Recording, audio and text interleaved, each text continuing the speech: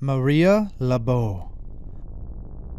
Art by Kuhlein, Migue. Story by Karla, Migue. The three children huddled closer around their nanny, their eyes wide and rapt. "So, what are you saying, Yaya?" the eldest of them, Karen, asked with no small amount of skepticism in her voice. "She's real? She's really, really real?" Yaya Pilar leaned closer to the children conspiratorially. "Last week, the police arrested her. She turned into a rat and slipped out through the jail bars. She's loose again, waiting for her next victim." Karen and her sisters visibly shuddered. Kelly, the middle child, had goosebumps all over her arm. Kim, the youngest, at 4 years old, crept even closer to her siblings. Yaya Pilar smiled down at her attentive charges. "Have you heard the story of how she became an Aswang?" The girls shook their heads. "Well, I'll tuck you in, and we'll have a bedtime story about Maria Labo." Maria originally came from the same islands where another well-known Aswang, Tenyet Gimo, once lived. However, Maria was not always the monster she is now known to be. Once, she was just an ordinary woman who dreamed of bringing her family out of poverty. It was hard looking for jobs. All Maria could get was washing clothes for other families, which barely paid for a week's worth of groceries. Her husband, Benito, drove taxis for a living, but in an unfortunate twist of fate, he got into an accident and his license was revoked. Their fall was hard and fast. Meals were becoming rare in their household, and the children often only ate what their sympathetic classmates were willing to share. They thought their luck had turned when a recruiter came to their village looking for domestic helpers, willing to work abroad. Maria was reluctant to leave the Philippines and her family, but she had no other choice. The couple borrowed money from their neighbors for Maria's plane ticket and for the employment agency fees. A month later, she was on her way to America. Maria worked as a caregiver for an old man named Edmund, who lived alone in a remote, crumbling, ancient mansion. Edmund was bedridden and extremely frail. Maria fed him, washed him, and endured his sharp, racist tongue and decaying breath. His milky blind eyes unnerved her, and touching him disgusted her. The worst was when he shit and pissed on his bed. The first few times he did it, Maria would rush to the washroom and vomit at the smell. She could have sworn that her revulsion delighted and amused the old man. He was too weak to hit her with force, but he took every opportunity to pinch her, leaving small, colorful bruises blooming on her arm. She wanted to leave, but she had no money for a plane ticket. Every cent she had always sent to her family. For every humiliation she experienced, she thought of what was valuable to her. Her children's well-being surpassed her own, and she convinced herself that God would surely not give her trials and tribulations that she could not handle. Day by day, the abuse continued, and her resolve started to wither. Her faint sobbing echoed throughout the drafty rooms. She knew that Edmund felt a special satisfaction when he sensed that her faith in her family and herself was breaking. One day, Edmund called her to his bedside and offered her a strange proposition. In exchange for helping him die, she would inherit his wealth. He had no children, no relatives to leave it to. Alone as he was, all he had was her. All she needed to do was say the words he bade her, and the bargain would be complete. At first, Maria nearly fled in fright, but as Edmund grabbed her hand in a surprisingly strong grip, she found herself thinking that his offer was quite reasonable, even if it was strange. Maria looked down hesitantly at Edmund's rheumy eyes, trying not to pull away from his grasping fingers, revolted by his dry, papery skin. She didn't know how the texture could evoke such a strong sense of rot, but it did. "Take it, Maria," he rasped. Bloody spittle flecked his non-existent lips. "Take it, so I may die. Take it, and you will be the benefactor of everything that I have. It will be more than enough to feed your kids and their future children. It is but a small bargain. Think of your children. What will they eat tonight?"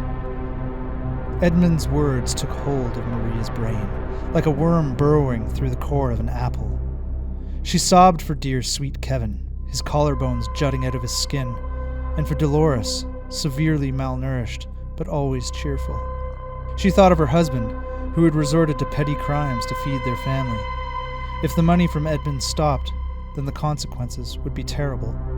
Who knows what Benito would do next? Drug trafficking? Stealing? Kevin and Dolores were only starting to regain their health. She did not want them to starve again. Maria finally nodded. She did not understand any of the strange words he hissed in her ear, but she repeated them nonetheless. As she did, she felt her limbs droop. Her ears popped and her eyes burned. The air smelled metallic and charged. Her face went wet, and as she touched her fingers to her cheeks, she was not surprised to find them bloody.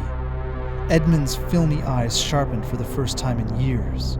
He opened his shrunken mouth and slowly, his tongue crept out, like an animal venturing from its cave after a long time. Maria shuddered in disgust at the strange appendage. It was pointed, brown, and inexplicably dry, like the rest of Edmund. It was also unnaturally long.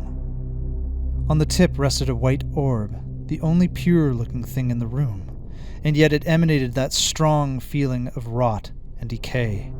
As if in a trance, Maria leaned forward and took the orb into her mouth, swallowing it as if it was a deflating balloon of flesh and bones. Maria knelt on the floor beside her dead employer, lost in a hallucination, her face contorting into agonized expressions. Something was moving under her skin, bulging and slithering on her arms, her breast, moving upwards until it disappeared under her cheek. Maria's eyes shuddered, and she slumped to the floor, unconscious. The next day, Edmund's lawyer entered the house with the funeral people. Maria lay in her room in a feverish state, unaware of the activities going on in the mansion. She barely remembers signing the documents that transferred Edmund's vast amounts of money to her.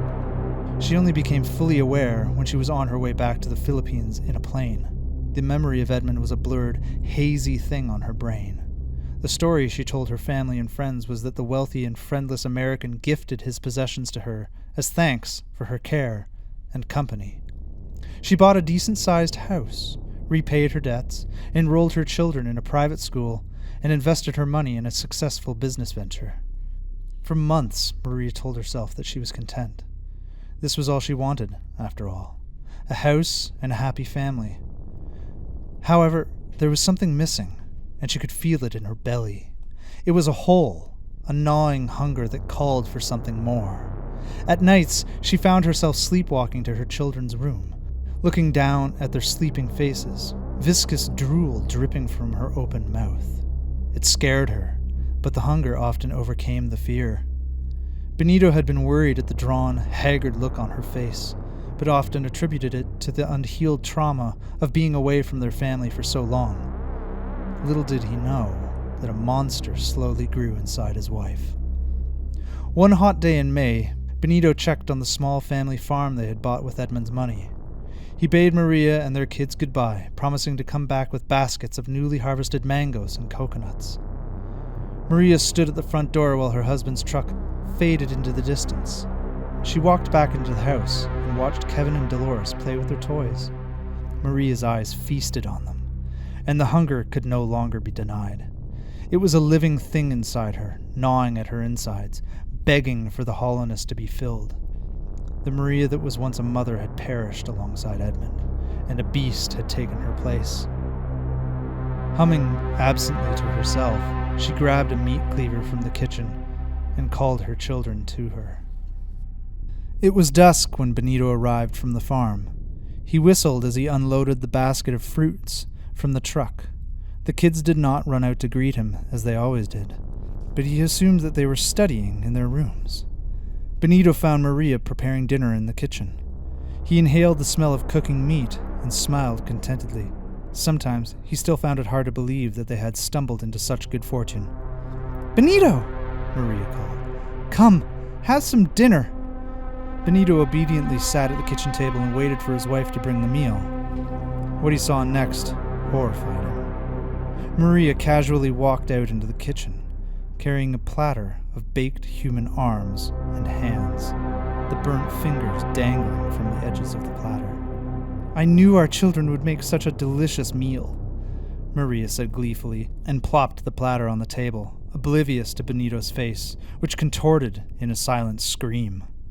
Maria dug into her food happily, chewing on the finger bones, the hunger in her stomach finally satiated. Benito, in a state of numb horror and grief, grasped the bolo knife he always kept strapped to his waist. In 2 swift strokes, he drew the sharp knife out and slashed Maria across the face. She screamed in agony and tried to fight back, but Benito was stronger. Driven with revulsion and fear, Maria's cheek was torn open and an ugly gash cut across her mouth. Knowing that she would face certain death at the hands of her husband, she turned and fled. Halfway through the street, she transformed into a bat and flew away. Benito was still screaming bloody murder when the police came. Since then, people always watched out for the woman with the scars across her face, calling her An Babae Na Gin Labo, the woman who was slashed. It soon shortened into Maria Labo. She still roams the countryside, always looking for young morsels to satisfy that endless hunger that will plague her until the end of her days. The children were asleep, but Yaya Pilar continued, determined to finish the story. Once she was done, her face rippled, and the unhealed gashes from her husband's knife emerged on her face. Humming softly, she said in her sing-song voice, "Dinner time."